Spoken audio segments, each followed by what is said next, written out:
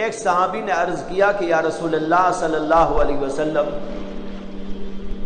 آدمی تو یہ چاہتا ہے ان یکون ثوبہ حسنا ونعلہ حسنا، آدمی کی یہ خواہش ہوتی ہے کہ وہ اچھے کپڑے پہنے، اچھے جوتے پہنے، اس کی ہر چیز اعلیٰ سے اعلیٰ ہو۔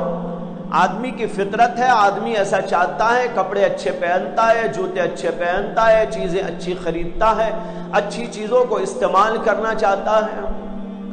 اللہ کے نبی علیہ السلام نے فرمایا ان اللہ جمیل یحب الجمال، جی ہاں بے شک اللہ تبارک و تعالی جمیل ہے اور جمال کو پسند بھی کرتے۔